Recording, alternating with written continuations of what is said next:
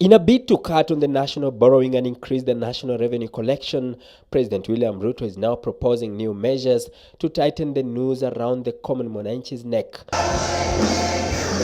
Speaking after a church service at the Faith Evangelistic Ministry in Nairobi, the president said he would push the national collection to 25% annually from the current 14%. As a country, we must move our revenue collection from 14 to 25%, from 2.1 trillion to between 4 and 5 trillion.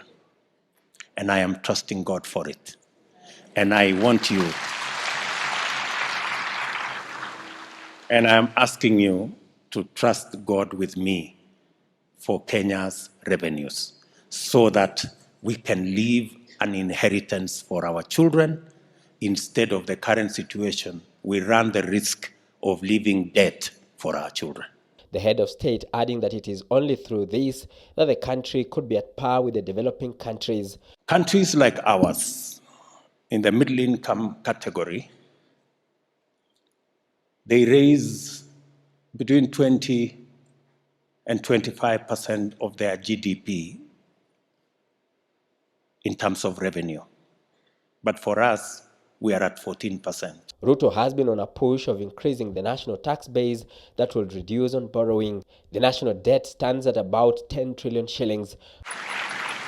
Ruto also thanked Kenyans for maintaining peace before, during and after the general election, saying the peace has led to growth in the economy. The last election was as close as the one in 2007-2008.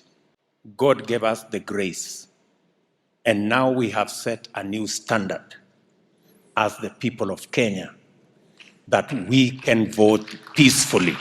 The president also called on Kenyans to take advantage of the rainy season to plant more trees and increase the country's forest cover in line with the COP27 agreement. And we have purpose to grow 15 billion trees. The head of state has this evening left for a one-day state visit to the Democratic Republic of Congo. The president will hold talks with the president of DRC, Felix Tshisekedi, on the Nairobi peace talks aimed at bringing peace to the East DRC. Kenya has sent troops to DRC under the East African Community Regional Force for peacekeeping, aimed at restoring sustainable peace between the armed groups in East Congo and the government. Ruto will then head to the Republic of Korea for bilateral talks with the president, Yoon Suk Yeol. Emmanuel Too, KT News, Nairobi.